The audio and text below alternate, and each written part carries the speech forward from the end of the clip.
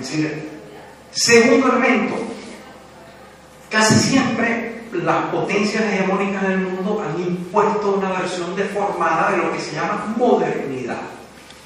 La modernidad implica, entre otras cosas, una visión positivista del mundo, una visión utilitaria del mundo. Esto a veces es útil a la hora de desarrollar una civilización, pero es una visión enteramente deformada que, al ser aplicada críticamente a los países colonizados, destruye su forma de producción. Por ejemplo, en África había formas de producción basadas en una agricultura no intensiva.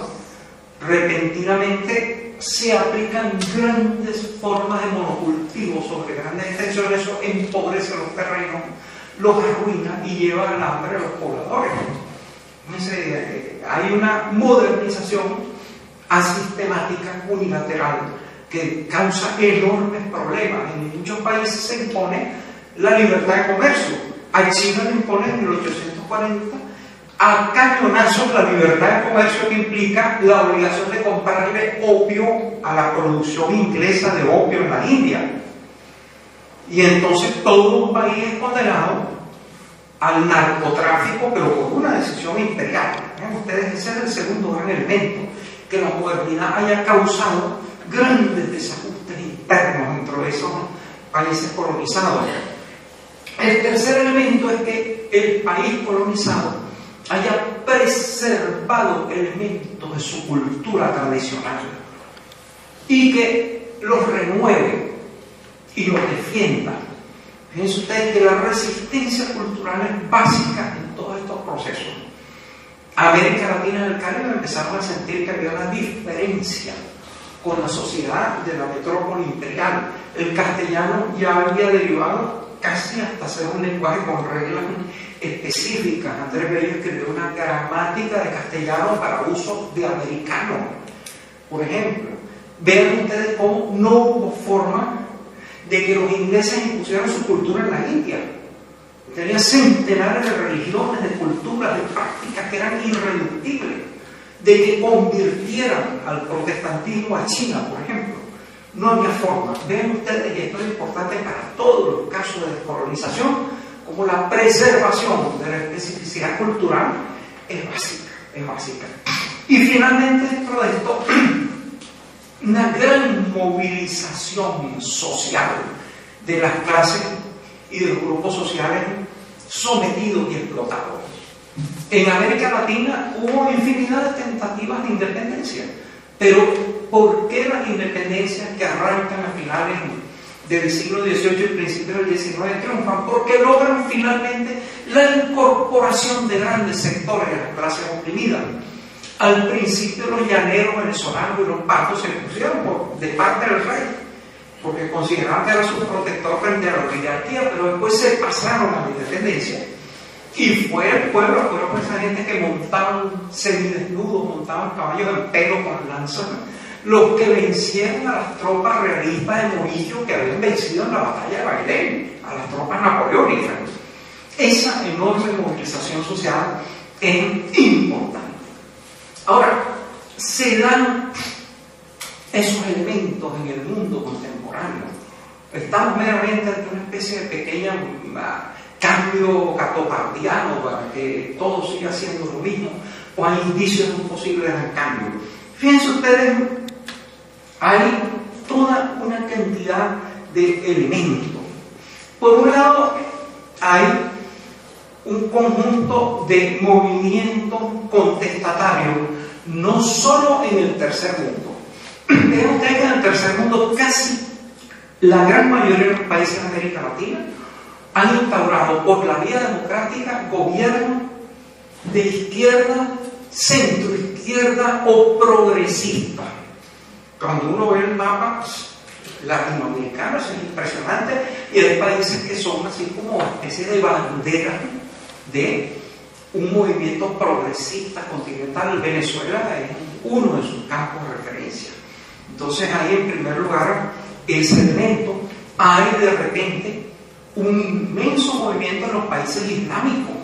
Hay revoluciones, hay protestas, hay movimientos, intentos de renovación y en otros sitios del tercer mundo. Pero el otro elemento es el siguiente: incluso en los propios países hegemónicos hay movimientos de protesta sumamente fuertes, importantes y graves. Ustedes conocen mejor que nosotros el movimiento de los indignados.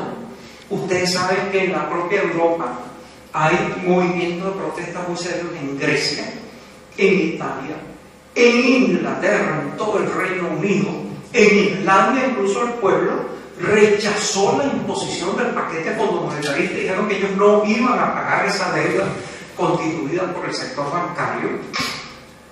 En Francia ha habido enormes movilizaciones de las masas ante la amenaza de que le van a ser negadas sus derechos sociales. Entonces, fíjense ustedes, curiosamente, en el propio mundo desarrollado, hegemónico, en Estados Unidos ha habido movilizaciones también de protesta muy serias y un sentimiento de malestar social ante la idea de que se van a negar los derechos de asistencia social y de que no va a haber fondos para la asistencia social.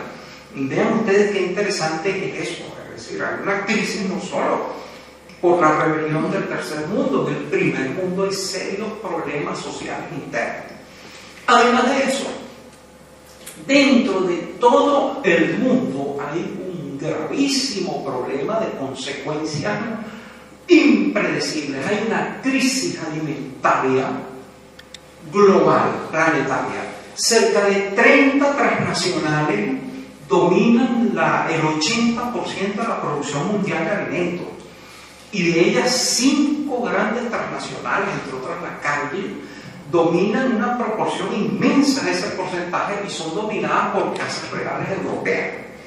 Eso ha determinado que en los últimos años haya habido incrementos de hasta 5 veces en el precio de los alimentos básicos en el mundo.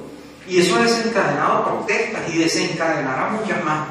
Una parte de las protestas en el mundo árabe tienen que ver con esos repentinos incrementos del precio de los alimentos. En Venezuela hubo un célebre suceso en 1989. El gobierno de la época intentó imponer un paquete neoliberal y todo el país se rebeló a una, lo que fue llamado el Caracazo, pero fue todo el país. Y hubo una semana de ley marcial con millares de muertos, pero eso marcó el fin del sistema político. Vean ustedes, bueno, el mundo está al borde de grandes manifestaciones de esta índole de protesta porque se está tocando la última condición de la vida humana, que es el estómago, la posibilidad de sobrevivir al hambre. ¿Cómo han respondido las potencias hegemónicas a esto? Mediante una multiplicación de los conflictos bélicos, simplemente. Vean ustedes que hay guerras iniciadas esencialmente por el saqueo del petróleo y otros recursos naturales. Hay guerras en Afganistán, guerras en Irak, hay una guerra intentada contra Pakistán, hay guerras en Somalia, hay otra guerra descarada intentada contra Libia. Finalmente son guerras de saqueo y se va intentando, bueno, paliar los problemas de la crisis a través de estas grandes aventuras de rapiña imperial. Pero esas guerras podrán tener efecto. Hasta ahora sí. Bueno, la guerra ha sido una de las formas de solucionar los problemas económicos de los países, porque a través de una guerra se motoriza la producción de armamento sin que se pase el límite de la demanda. Los países capitalistas entran en quiebra usualmente porque los bienes producidos no encuentran consumidores. Pero una producción armamentista que es hecha para ser destruida, pues siempre tendrá demanda. Y en segundo lugar, los trabajadores desempleados pueden ser utilizados como carne de cañón. De allí que algunas de las potencias hegemónicas hayan desarrollado el llamado keynesianismo militar, una práctica de salir de las crisis económicas a través de la guerra. Por eso usted en este conjunto de multiplicación de las guerras, ¿será ese remedio eficaz? Aparentemente no. Estamos empantanados desde hace como 2 décadas en este crecimiento inconcebible de guerras imperiales.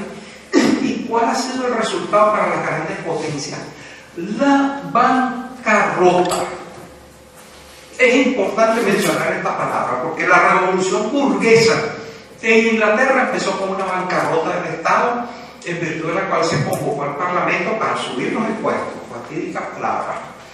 La Revolución Francesa empezó con una bancarrota del Estado y el rey llamó a los estados generales para subir los impuestos. ¿Qué sucede en el mundo desarrollado actualmente? Les leo algunas cifras. Fíjense ustedes, estas son cifras del Fondo Monetario Internacional. Para 2011, la deuda externa de Francia equivaldrá al 99% de su Producto Bruto Interno. Es como que ustedes debieran todo el ingreso de un año. La de España, 74% de su Producto Bruto Interno. Alemania, 85% del PIB. Nos estamos acercando a los países señalados como modélicos en el sentido de gestión de sus finanzas. Japón, que era el gran tigre del Pacífico, el futuro, Japón debe el 240% de su Producto Interno Bruto en deuda pública. Italia debe el 130% de su Producto Interno Bruto en deuda pública. El Reino Unido, la gran potencia imperial del mundo, etc., debe el 94% de su PIB. Estados Unidos debe el 100% de su Producto Interno Bruto en deuda pública. Hace un mes amenazó a China con una moratoria técnica. Yo no sé cómo una moratoria puede ser técnica, una moratoria que no paga y ya. Los chinos dijeron que ni se les ocurriera. Ellos son dueños de la tercera parte de la deuda pública externa de Estados Unidos. Señores, estamos ante un mundo en el que los países hegemónicos están en quiebra. En quiebra sencillamente los estados de los países hegemónicos.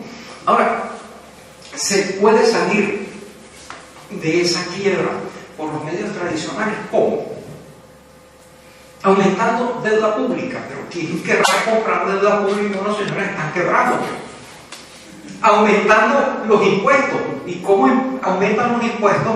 Si la clase dominante de ellos es la de los banqueros, financieros, etcétera, etcétera, y esa gente no tolera los aumentos. Fíjense que en Estados Unidos se habla de aumentar los impuestos, pero el Parlamento, el Poder Legislativo, no lo quiere admitir. Casi todos los impuestos son pagados por la clase trabajadora. Y entonces, bueno, el otro recurso, la devaluación de las monedas. Pero, ¿cómo se devalúa el dólar si el dólar no vale nada? Desde 1945 el mundo ha sido obligado a aceptar papel pintado de Estados Unidos como si fuera moneda real, a tenerlo como respaldo de todas las monedas. El euro está en una crisis sumamente grave en estos días, ustedes habrán leído la prensa, ¿no? Fíjense, ese poderío monetario también está invisibilizándose, porque la moneda no es otra cosa más que una ficción, el papel moneda. El capitalismo financiero mantenía una circulación de bienes y de productos 80 veces superior a la producción real de bienes. Por cada bollo de pan que se producía, había 80 y tantos bollos de pan imaginarios y muchos más, que no existían, nadie se los podía comer, pero que jugaban en la bolsa de valores, un equilibrio así absolutamente absurdo. Entonces vean ustedes ese tipo de problemas. Por otra parte, el mundo hegemónico está en declinación demográfica. Habremos 7.500 millones de personas en el mundo. Piensen ustedes, Estados Unidos tiene algo así como 330 millones de personas. Toda la Unión Europea, 500 y tantos millones de personas, es decir, 501, 259.840, más uno que acaba de nacer en este momento, son 800 millones de personas. Piensen ustedes frente a 7.500 millones de personas. La débil carga demográfica y el escaso relevo generacional que hay. Casi todos son países en declinación demográfica.